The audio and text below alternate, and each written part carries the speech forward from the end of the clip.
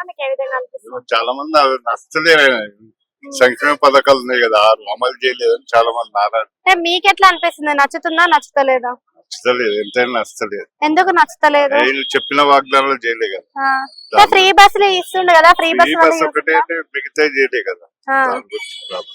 అంటే free bus ఉంచితే మంచిగా ఉంటుందా, తీసేస్తే మంచిగా ఉంటుందా? తీసేసేది బెస్ట్ ఏమో. అందరూ జెంట్స్ సీట్ల దాకా వస్తున్నారు, తీసేయాలి. అంటే ఫ్రీ కరెంట్ ఇవన్నీ కూడా పథకాలు ఇస్తున్నారు. చాలా మందికి వస్తున్నారు. రాని వాళ్ళు ఇప్పుడు మళ్ళీ రీ అప్లికేషన్స్ పెట్టుకోండి ఏమో వేస్తామంటారు. చూడాలి, ఇప్పుడు ఈ మంత్ చేస్తా అంటున్నారు.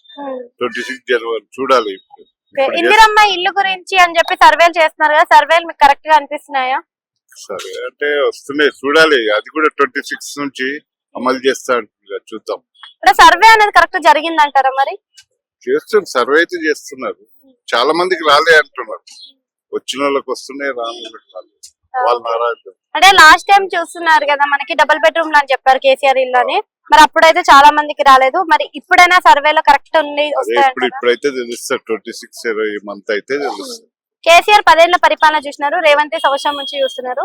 రెండిట్లో తేడా ఏమన్నా గమనించారా? తేడా అంటే చాలా మంది అంటారు వాళ్ళు బెనిఫిట్స్ ఏం వస్తలేవని నారాజు పబ్లిక్. Thank you.